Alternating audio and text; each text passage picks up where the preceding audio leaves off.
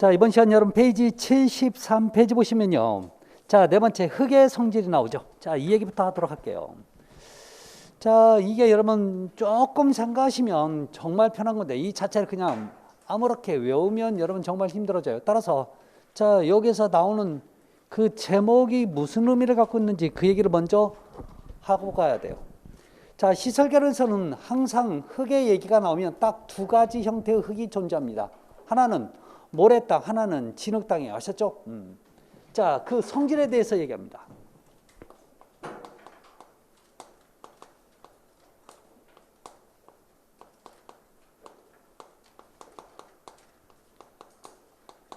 자, 흙의 성질.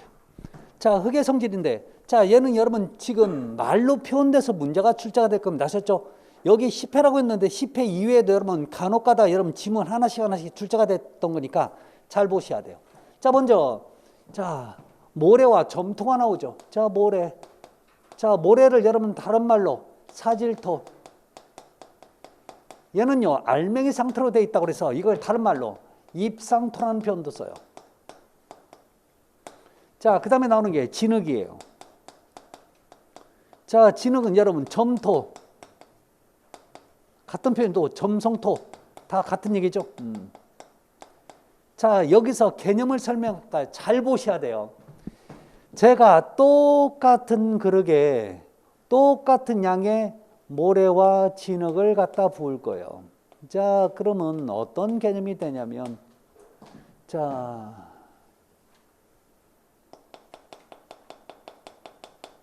요런 개념이 돼. 자, 여기서 가장 먼저 우리가 눈여겨봐야 될 건요.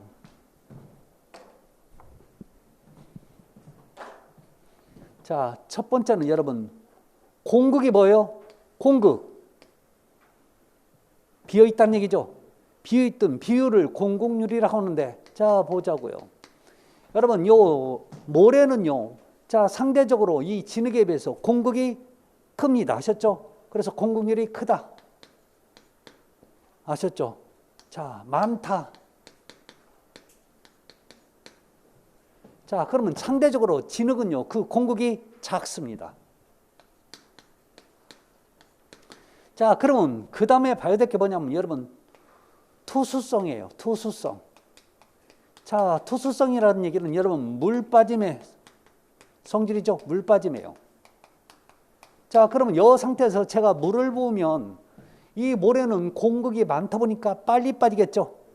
자, 그래서 투성이 자, 크다라고 얘기하는 거죠. 상대적으로 이 진흙은요, 투성이 작아요. 자, 물 빠짐이 작은 겁니다. 아셨죠? 자, 그 다음에 자, 세 번째로 나오는 게 여러분, 안밀치마예요.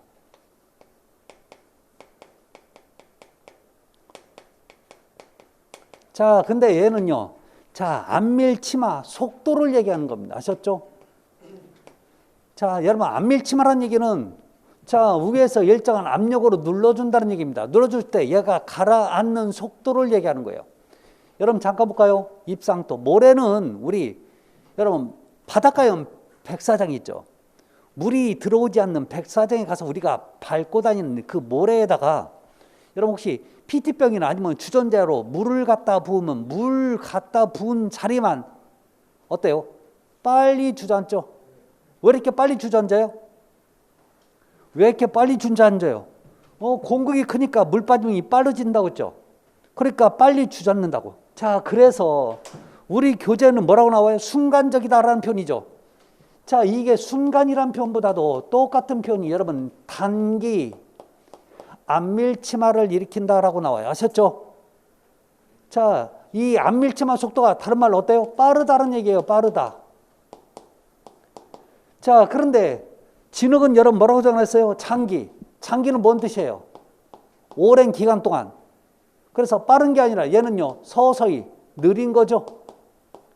치마 속도가 느리다고요. 아셨죠? 네. 자, 그런데 세 번째는요, 안밀, 침하량에 대해서 얘기할 거예요. 침하량은요, 자, 들어가는 깊이 아셨죠? 깊이. 자, 그러면 제가 어떤 시험을 할 거냐면 잘 보세요. 아셨죠? 자, 똑같은 그릇에 여기는 여러분 지금 모래가 있어요. 자, 똑같은 그릇에 똑같은 양에 자, 여기는 진흙이 있어요. 자, 조건은요. 이제 물을 갖다 부는데 물의 양도 똑같아요. 아셨죠? 자, 예를 들어서 물 1리터를 여러분 물 1리터를 여기다 갖다가 부을 거야. 자, 근데 문제는 모래는요. 물 1리터를 부어도 1리터만큼 물이 부피가 이렇게 안 올라와. 왜? 이 공간 사이에 물이 들어가니까 1리터만큼 안 올라오고 요 조금만 올라와요. 아셨죠? 자, 근데 모래는 자, 이런 표현을 이런 자, 현상을 나타낸다면 진흙은 상대적으로 공급이 없으니까 물을 부어도 꽤 많은 양이 올라와요. 아셨죠? 자, 이걸 잘 저어서 이제 물을 다 증발시킬 겁니다. 증발시키면 가라앉는 깊이를 여러분 측정할 수 있는 거죠? 그렇지 않겠어요? 그러면 얘는 여기서부터 여기만큼 주저앉을 거고 얘는 이만큼 주저앉을 거라고요. 자, 상대적으로 자, 모래는 진흙에 비해서 안밀치마량 가라앉는 깊이가 많아요, 작아요? 작은 거죠. 상대적으로 요게 자, 안밀치마량이 큰 거죠. 이해되셨죠? 네. 자, 그래서 안밀치마만 여러분 공부하시면 안 되고 안밀치마량을 얘기하는 거지 안밀치마 속도를 얘기하는 거지 정확히 구분하셔야 돼요. 자, 네 번째 나오는 게 여러분 마찰력입니다. 여러분 마찰력이 뭔 뜻이에요? 서로 부딪히는 거죠. 여러분 서로 부딪히려면 여러분 잘 움직여야 되는 거죠. 그러면 똑같은 흙을 놓고 이렇게 놨을 때 어느 쪽에 잘 움직여요? 모래. 자, 그래서 이게 마찰력이 큰 거죠.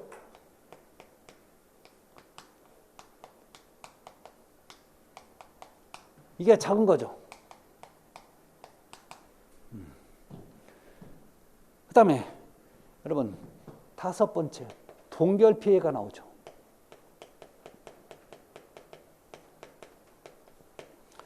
여러분 동결이 뭐예요? 언다는 얘기죠. 자, 동결이 되려면 여러분 땅 안에 뭐가 있어야 돼요? 물이 있어야 오는 거죠. 물이 있어야지. 그럼 둘 중에 누가 똑같은 조건에서 누가 물을 많이 머금고 오랫동안 머금고 있는 거예요? 진흙이. 자, 그래서 상대적으로 동결 피해가 얘가 작은 거고 동결 피해가 얘가 큰 거죠. 이해되셨나요? 자, 여섯 번째 나오는 얘기가 여러분 액상화 현상에 대해서 한번 볼까요? 액상화 현상.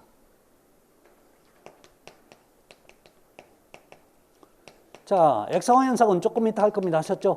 자, 이걸 여러분 유동화 현상이라고도 얘기합니다. 자, 이게 어떤 흙이 여러분 진동을 줬을 때 누가 물이 위로 올라오는 성질을 얘기하는 겁니다. 아셨죠? 자, 위로 올라오려면 여러분 뭐가요?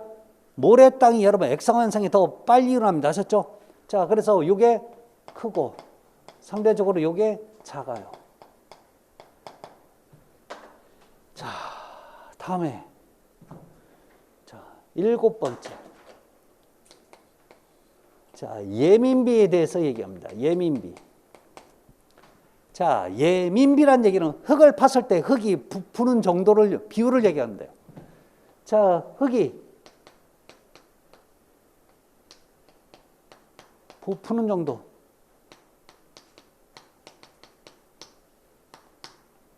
부풀리는 정도를 얘기합니다. 아셨죠? 부푼다는 얘기가 뭔지 알죠? 자, 이게 무슨 얘기냐? 잠깐 볼까요? 자, 무슨 땅인지 모르지만 요 땅 밑에 있는 배관이 여러분 터졌어요. 다 터졌으면 여러분 땅을 파서 이 배관을 확인을 한 다음에 그 부분을 자, 보수를 해야 되는 거죠. 땅을 팠다고요.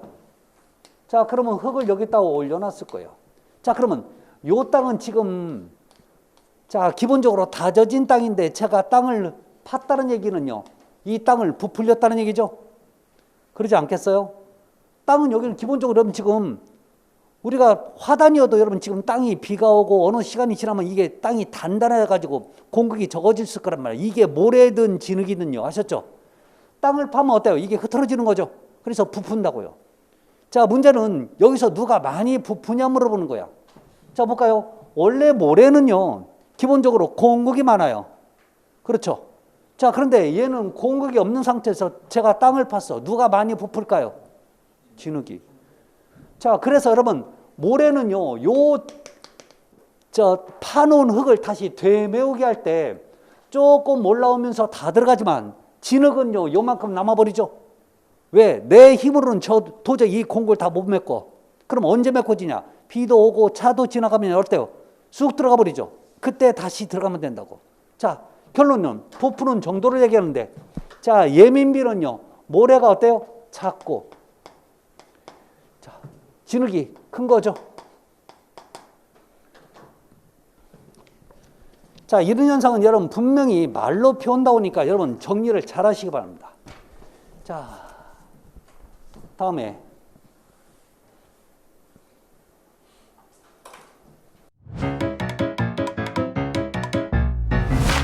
에듀윌 유료 회원만의 라이브 클래스. 두 번째 시간 보겠습니다. 이제는 이제 머리 앞에 합니다. 자, 정신 차리시고 이번에 합격진도 나갑시다. 누구세요? 전 애들 교수인데요. 제가 늘 가까이 있으니까 이번엔 합격. 집에서도 학원처럼 공부하는 혜택. 오직 에듀윌 유료 회원에게만. 에듀윌. 우와, 진짜 가까이 계시네요.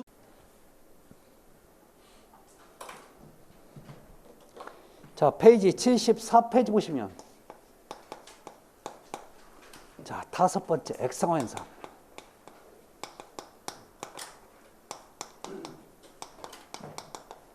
같은 표현이 뭐라고요? 유동화 현상이에요. 자, 갑니다. 땅이 있는데요. 땅이 있어요. 자, 그런데 여기가 여러분 물이 있어. 근데요, 얘가 지진이 일어나요. 자, 지진이 일어났다는 얘기는 뭐예요? 이 땅이 지금 이렇게 흔들리고 있다는 얘기죠. 자, 흔들리면요, 여기 있는 물이 위로 솟아갖고 요 땅이 여러분 질퍽거리는 현상. 이게 바로 뭐였어요? 유동화 현상, 액상화 현상입니다. 아셨죠? 자, 그러면 여기 있는 물이 솟으려면 뭔가 이 물이 통과하려면 여러분 잘 통과를 해야 되는 거죠. 그러면 진흙 땅이, 요 땅이, 즉, 요 부분에 있는 땅이, 진흙 땅이 잘 통과할 것 같아요? 모래 땅이 잘 통과할 것 같아요? 모래. 왜요? 공극이 많으니까. 저 그림 따라서 여러분 유동화 현상, 액상화 현상은 어느 집안에서 잘 일어난다고요? 사질 집안에서 발생이 잘 된다고요. 시험 문제 나오면 저런 건 물어봐요. 모래 땅에서 잘 되냐? 진흙 땅에서 잘 되냐?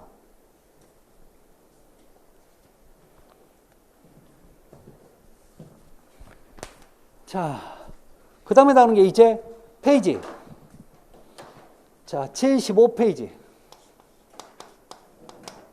자, 여섯 번째 진흙 시험입니다.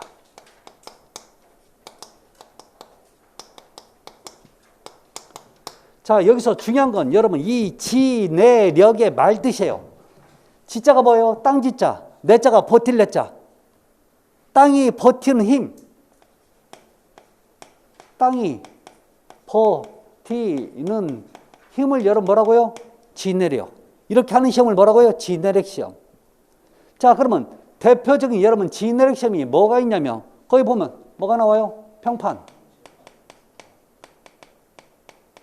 재하 시험이 있어요. 자, 그런데 우리 지난 시간에 무슨 비슷한 시험 하나 배웠죠? 표준 관입 시험. 자, 여러분 표준 관입 시험 뭐 하는 시험이었어요? 관이 뭘 집어넣었어요? 관을 집어넣었다고. 뭐 하려고요? 밑에 있는 땅을 빼내기 위해서. 자, 얘는 뭐 하는 시험이에요? 자, 평판 재하 시험은 방금 무슨 시험이라고 그랬어요? 땅이 얼마나 단단한지, 버티는 힘이 얼마나 되는지 알아보는 진력 시험이라면 얘는 뭐예요? 집안을 조사하는 집안 조사법이죠. 자, 어느 땅에서? 모래 땅에서. 요 두 개가 같은 거예요, 다른 거예요? 다른 거예요. 구분 잘 하셔야 돼요. 아셨죠? 막 헷갈려. 자, 그래서 여러분 평판 재화 시험은 보실래요? 자, 잘 보세요. 요게 기초판이에요. 자, 이게 기둥이야. 자, 기둥 기초판이라고.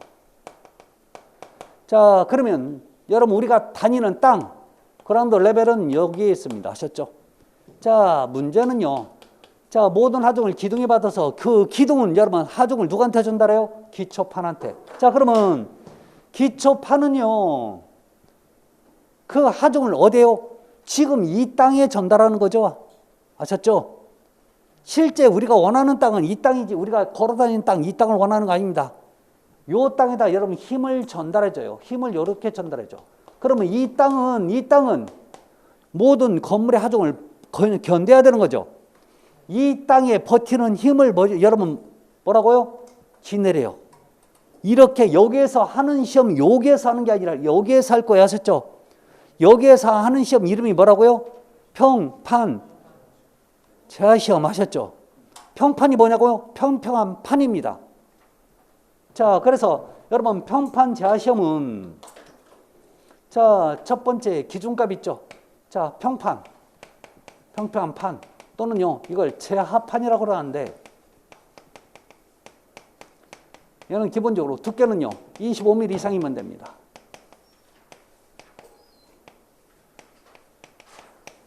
자, 지름은 300mm를 기준값으로 하죠. 아셨죠? 자, 그러면 자, 중요한 건 여러분 평판을 올려놔야 되는 거죠. 평판을 올려놓고라고 평평한 판, 쇠판을 올려놔요. 자, 그래서 여러분 그 시험의 위치 평판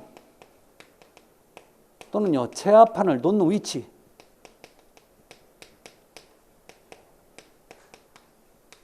위치가 어디냐고 물어봐요. 자, 그러면 여러분 지금 우리가 알아야 될 건 여러분 지금 어느 땅을 여러분 알아야 돼요?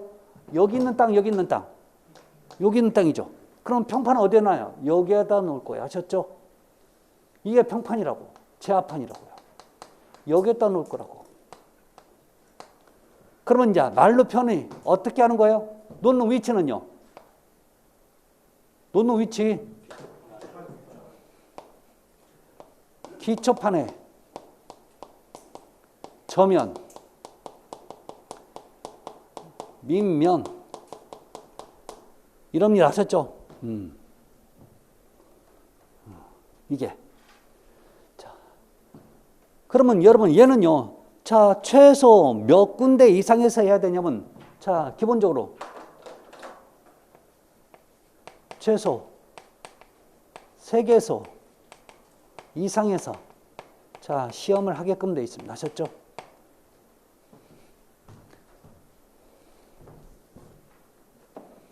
자, 그 정도만 좀 봐주십시오.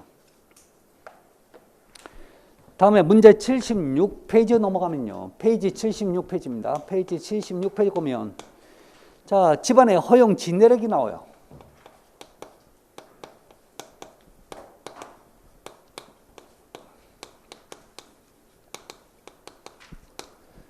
자, 여러분 허용 진내력이 여러분 내가 버틸 수 있는 한계를 얘기하는 거죠. 말뜻이 그래요.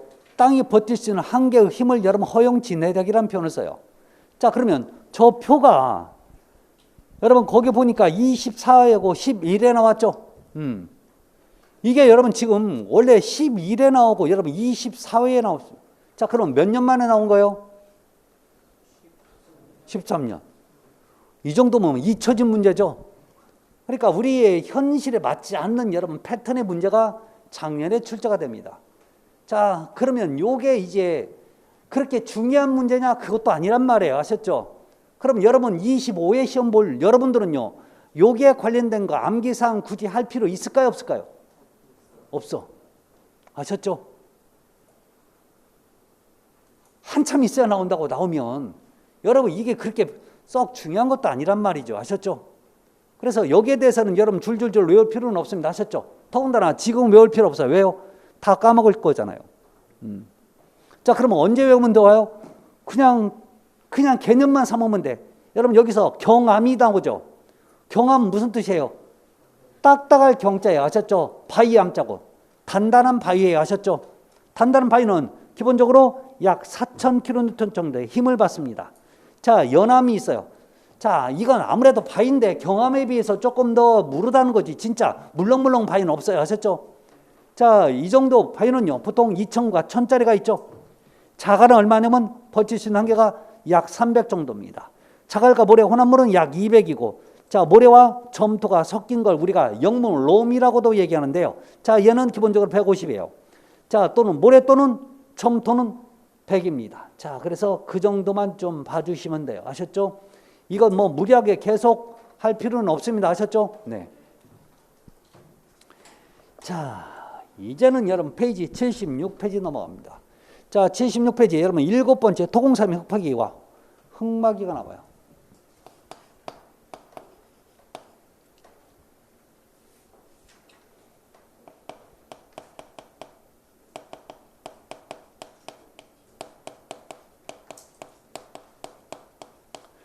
자, 여기서 흙파기라는 얘기는 기초파기에도 상관없습니다. 아셨죠? 자, 첫 번째 나오는 게 여러분 오픈 컷 공법입니다.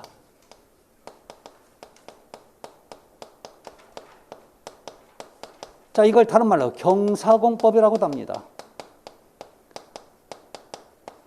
자, 그러면 경사공법은 어떻게 하는 거냐라고 하는 건데요. 자, 볼까요? 내가 이만큼 여러분 땅을 파야 되는데, 자, 내 땅이면 내 땅만큼 파야 되는 거죠. 자, 문제는 팔라고 보니까 주변에 아무 건물도 없고 다 논밭이야. 나밖에 없어. 자, 그럼 굳이 내 땅만 이렇게 수직으로 팔 필요는 없는 거예요. 왜? 여러분 수직으로 파면 뭐가 문제냐? 흙이 무너질 우려가 있는 거죠. 무너지면 여러분 또 이 흙막이 공사를 별도로 해야 돼요. 이걸 한다는 얘기는 여러분 돈이 들어간다는 얘기 아셨죠? 또 공사 기간도 길어져요. 그러니까 옆에 땅을 여러분 돈을 주고 빌려요. 자, 그래서 여러분 여기서부터 경사지게 파 들어가는 거지. 여기도 마찬가지예요. 이렇게. 자, 그래서 여러분 덤프트럭이 직접 내려가고 그러니까 흙마이 공사도 필요 없고 공사도 빨라지는 거죠. 나중에 여러분 요만큼 되메우게 해주면 되잖아요. 자, 이런 공법을 뭐라고 한다고요? 오픈 컷 공법. 자, 그래서 여러분 이 오픈 컷 공법은요, 여러분 흙마이 공사가 필요 없는 거죠.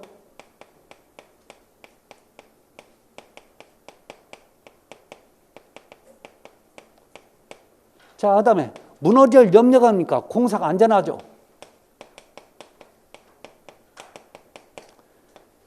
자, 그런데 얘는요, 도심지에서는 절대 사용을 못하는 거죠. 도심지는 여러분 하겠냐고요.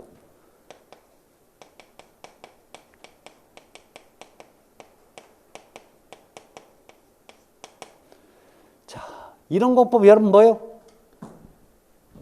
오픈 컷 공법. 다른 말로 경사공법입니다. 그래서 내가 건물을 이렇게 지어놓고, 자, 지하실, 기초 다 만들어 놓고, 나머지 이 부분을 여러분 흙을 메꿔주면 끝나는 겁니다. 자, 두 번째. 나오는 게 여러분, 부분 굴착인지 아닌지는 몰라요. 이게 중요한 거 아닙니다. 아셨죠? 자, 기초 파는 공법 중에 또 하나 대표적인 게 여러분, 거기 있는, 자, 77페이지면 아일랜드 공법이에요. 녹화된 강의는 나중에 몰아듣게 되더라고요. 라이브 클래스 같은 경우는 학원 스케줄에 맞춰서 꼭 들어야 하니까 공부도 미루지 않게 되고 학원에 가 있는 느낌이 들더라고요. 집에서도 생생한 강의 현장을 느끼고 싶다면 라이브 클래스가 딱인 것 같아요.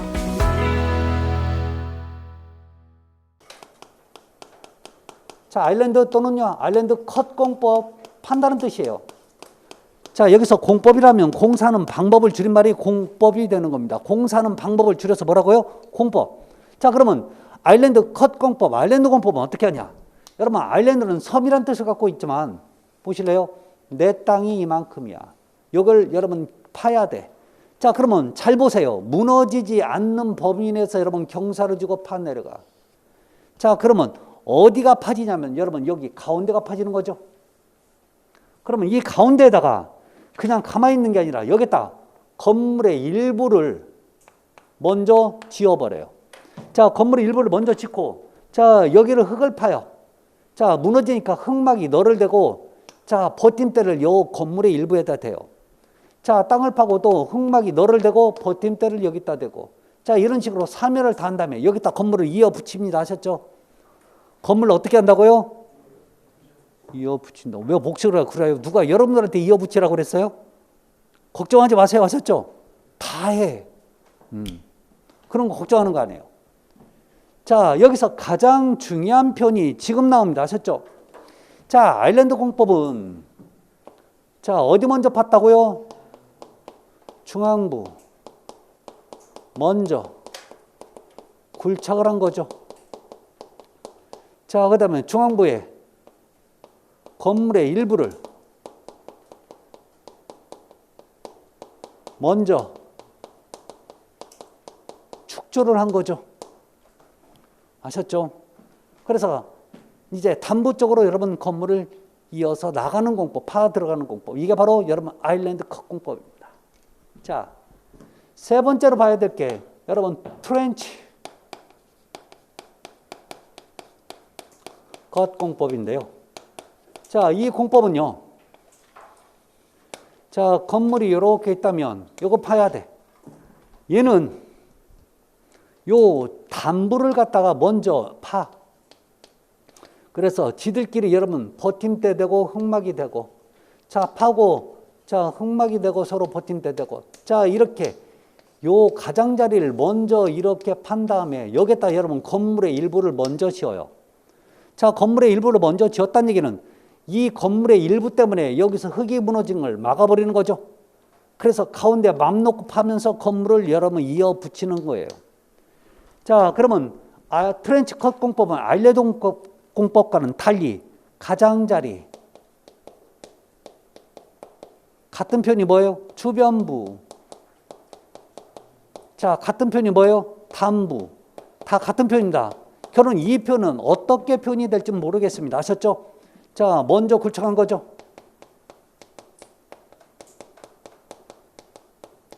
자, 똑같은 편이 가장자리 주변부. 예, 건물의 일부를 자, 먼저 축조를 했다는 편이죠. 아셨죠? 결론적으로 여러분 아일랜드 공법과 트렌치 컷 공법은 서로 파는 방법이 단부냐 중앙부에 따라서 예의가 달라지는 거죠.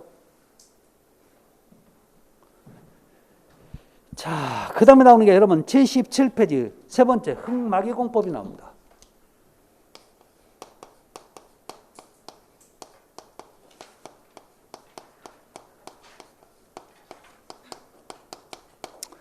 자, 흙을 막는 공법이에요. 그럴 수밖에 없는 게 여러분 지하 한 3층만 4층 정도 내려가면 여러분 최소 20m 정도는 우습게 파야 돼. 아셨죠? 그 정도는 파 내려가야 된다고. 그러면 20m 파 내려가면 여러분 요 수직벽이 땅이 분명히 붕괴될 거라고요.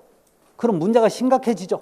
자, 그래서 자, 흙이 못 무너지게 막는 공법을 통칭해서 흙막이 공법이라는 표현을 사용합니다. 자, 그러면 예를 한번 들어볼까요? 자, 요거 제가 파야 된다고. 자, 그러면 요걸 조금 제가 커팅해서 자, 요렇게 팔 때 가장 많이 쓰는 게 뭐냐면 자, 여기에 H 형광을 박아요. 아셨죠? 자, H 형광을 요렇게 박아. 수직으로 박습니다. 자, 박고. 자, 또 여기도 H 형광을 요렇게 박아. 자, 그런 다음에 H 형광에 이 가운데 골, 요 사이에다가 여러분 두툼한 나무 판자를 껴요.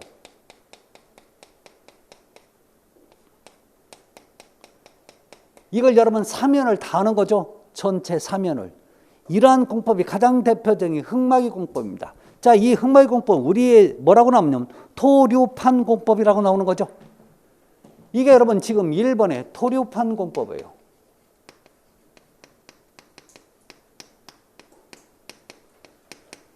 자, 여기서 토류판이라는 얘기는 요거 나무판을 얘기해요. 아셨죠?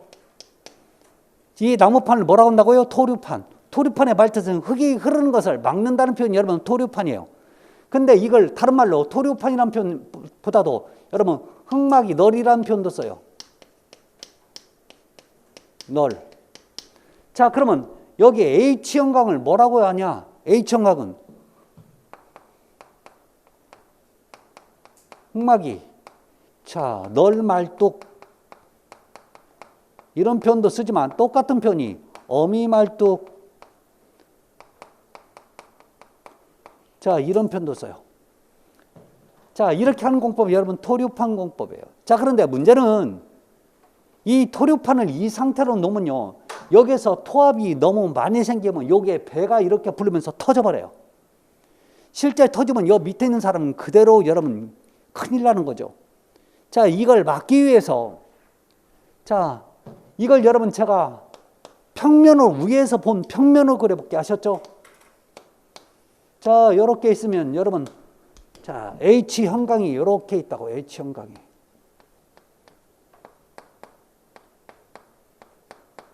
자, 아셨죠? 이게 다 H형광이야.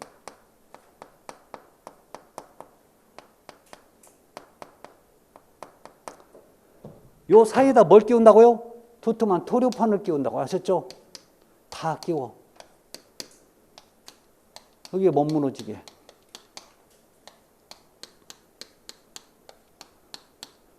자, 문제는 이 상태만 놓으면 여러분 아무런 문제가 없을 것 같아도 요 가운데서는 토합이 많이 작용하니까 이렇게 배가 부르면서 터집니다.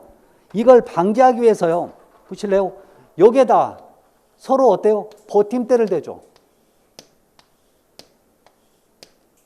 자, 여기도 여러분 버팀대 대고 여기도 버팀대 대. 이걸 여러분 우리 교재에서는 여러분 뭐라고 나와요? 77페이지 보면, 자, 78페이지 넘어가겠네요. 두 번째 수평 버팀대 공법이라고 나와 있죠.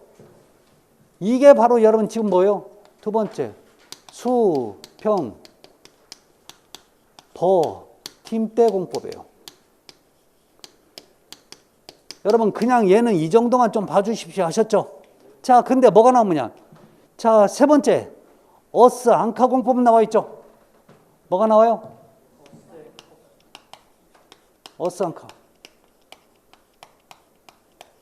여러분 앙카가 뭐예요? 여러분 배가 바다 한가운데서 자 정박해서 여러분 못 움직이게 할 때 여러분 바다에 빠뜨리는 거 있죠.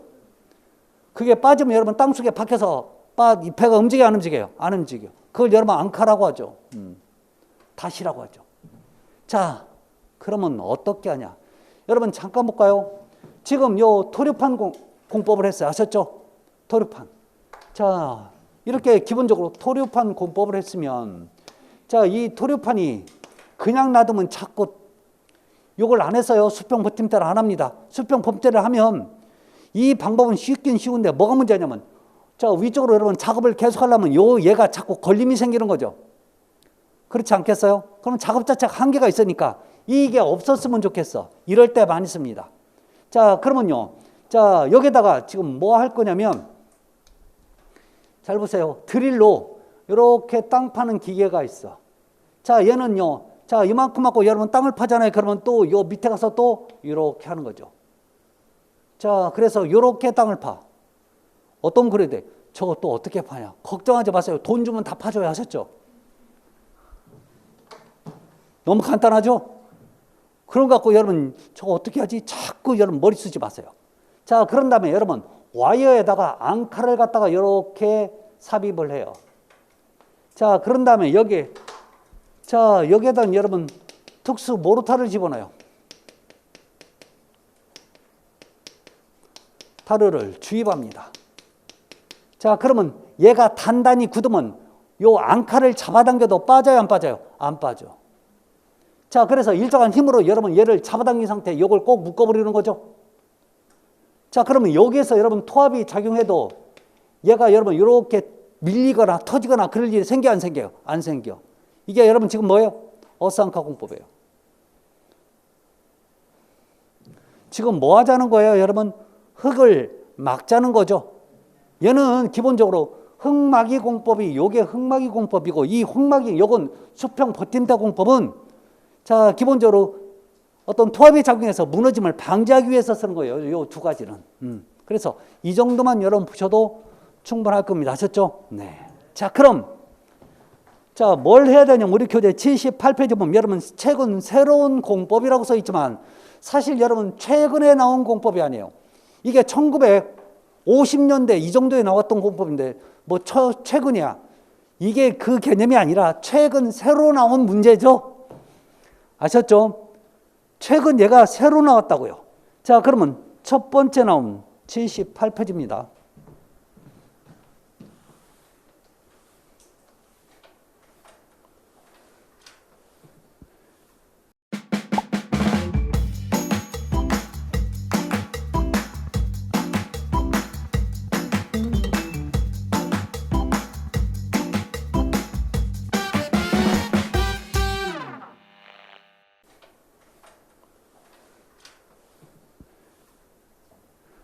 자, 여러 가지 공법 중에 공법이 있는데 페이지 70 몇 페이지였죠?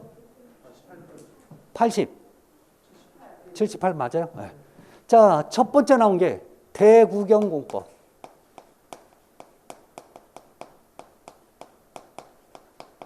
자, 얘는 리버스 서큘레이션 드릴 공법으로 해서 RCD 공법이라는 표현을 써요.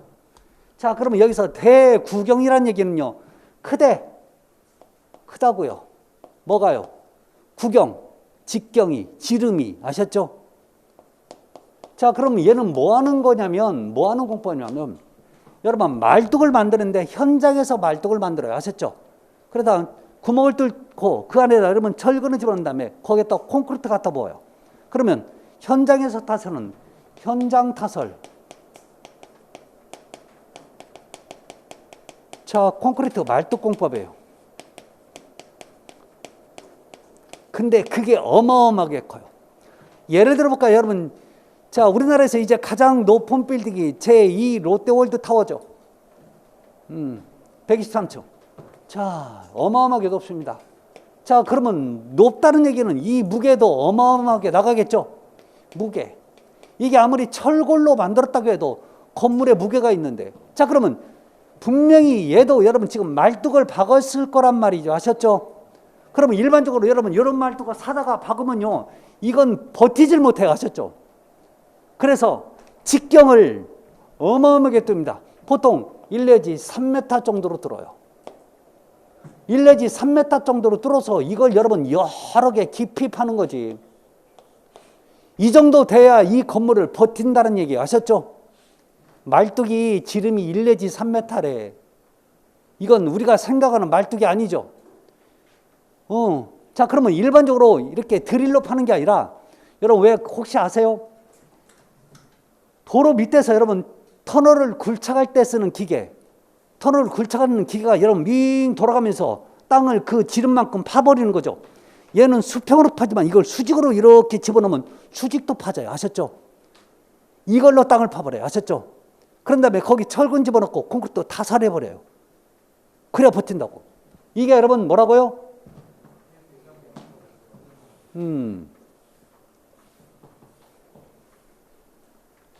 그래서 얘는요, 큰 지름에, 자, 현장 타설 콘크리트 말뚝을 자,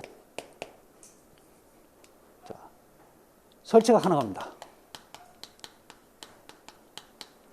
그래서 초고층 건물에 주로 사용되는 거죠. 또, 자, 심도가 깊은 곳에,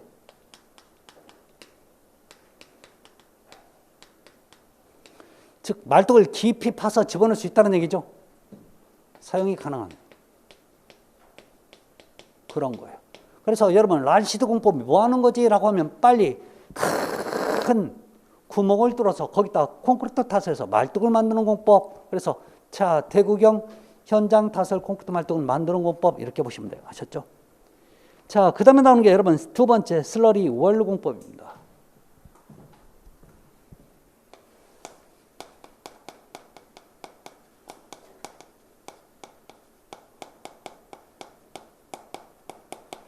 자, 문제는 이런 것들은 별칭이 있죠. 자, 뭐라고 얘기해요? 지하, 연, 속, 벽 공법이라고 합니다. 이게 무슨 얘기인데? 여러분 볼까요? 자, 이게 땅인데 여러분 건물이 있어. 자, 건물이 있는데 이 건물에 지하 외벽이 이렇게 만들어진대. 아셨죠? 자, 문제는 잘 보세요. 이제 얘는요, 이 외벽의 두께만큼 여러분 땅을 파요. 외벽의 두께만큼 땅을 판 다음에, 자, 이렇게 있으면 두께만큼 땅을 파. 그러니까 다 파는 게 아니라 두께만큼만 판다고요. 두께만큼 어떻게 파냐고? 파는 기계가 별도 있습니다. 아셨죠? 자, 그래서 자, 여기다 여러분 무너지지 않게 약품 처리한 다음에 잘 보세요. 지하 1층, 지하 2층, 지하 3층, 지하 4층 이렇게 있어도 한꺼번에 다 파요. 자, 그러면 원래는 여러분 어떻게 해야 되면 지하 3층, 지하 1층, 2층, 지하 1층 이렇게 나눠서 여러분 콘크리트를 타설해야 되는데 얘는요 한꺼번에 합니다. 한꺼번에 한다는 얘기는 여러분 뭐가 좋아지냐면 이런 층과 층 사이에 이음 계속 없어지는 거죠.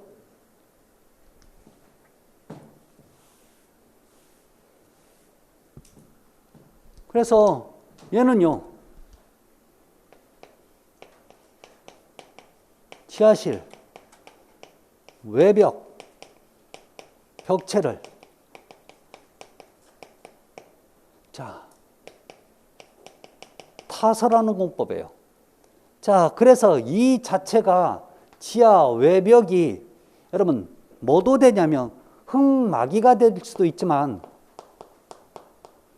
벽도 되지만 나중에 건물의 외벽으로도 사용할 수 있어요. 자, 근데요 얘는 어떻게 하냐면 요만큼 판 다음에 여러분 철근을 요거 지상에서 여기만큼 만들어. 그래서 한꺼번에 철근을 집어넣고 한꺼번에 콘크리트 탓을 해요. 그러면 그만큼 다른 구조물에 비해서, 즉 다른 공법에 비해서 자 연결 부위가 적어지는 거죠.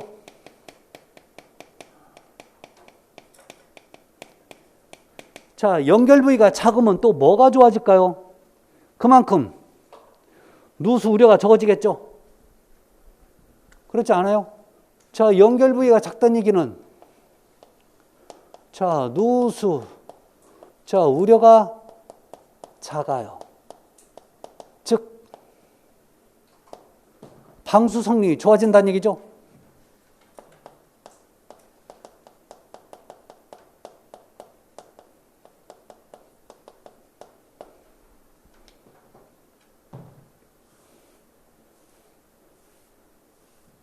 자, 이게 여러분 스러리 월공법입니다. 자, 그래서 거기 보면 여러분 기억본 지하실 외벽을 먼저 시공하면서 흙막이 벽을 대신하는 공법. 저걸 여러분 흙막이 벽으로 쓸 수 있지만 나중에 건물의 외벽으로도 사용합니다. 아셨죠? 네. 자, 그 다음에 세 번째 탑다운 공법이에요.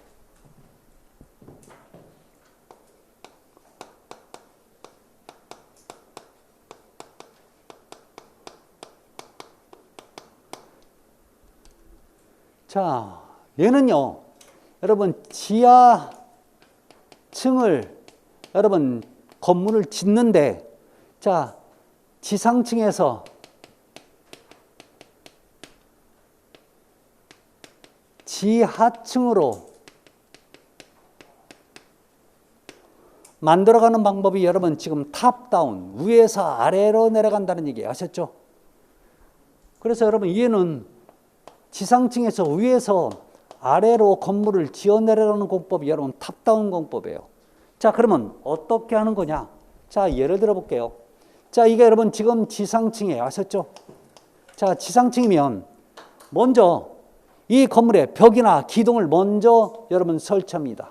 자, 외벽이나 기둥을 먼저 만들어요. 자, 만들어 놓고 지금부터 이제 여기를 팔 거라고요. 일정한 깊이가 파면요. 잘 보세요. 여기 지상층에 슬라브를 타설합니다. 아셨죠? 여기 여러분 슬라브를 타설을 해버려요. 자, 그런데 나중에 요 밑에 흙이 나갈 구멍을 만들어 주는 거지. 아셨죠? 자, 그 다음에 어느 정도 팠으면 또, 자, 여기에 여러분 또 바닥판을 설치하는 거죠. 열어주고. 자, 또 팠으면 또 이렇게 가고. 이렇게 계속 가는 거죠. 그럼 원래는 여러분 여기 기초 만든 다음에 맨 밑에 있는 지하층 그 다음에 이렇게 만들어서 이 올라가야 되는데 얘는 어때요? 거꾸로 가는 거죠. 이게 바로 뭐래요? 탑다운 공법이에요. 자, 그러면 이건 여러분 지금 어디에서 많이 볼 수 있냐? 여러분 우리 지하철 공사할 때 있죠. 공사할 때 많이 사용돼요. 자, 그래서 여러분 여기는 이제 차량을 통행시키고 여기는 여러분 펜스를 쳐놓고 공사하는 구간이 되는 거죠. 그래서 얘는요 도심지 공사에 적합한 특징을 갖고 있는 게 바로 탑다운 공법입니다. 아셨죠? 네. 자, 이런 얘기들 있으니까 한번 자 읽어보시기 바랍니다. 자, 그래서 여러분 자 이런 공법들에 대해서 여러 가지 만드는 공법들 어떤 공사를 하는 과정에 대해서 지금 한번 잠깐 배워봤어요. 자, 여러분 8번째 흙막의 사용 시 주의사항이 있죠. 자, 이 얘기는 여러분 잠깐 쉬었다 가도록 할게요. 잠깐 쉬었다 가겠습니다.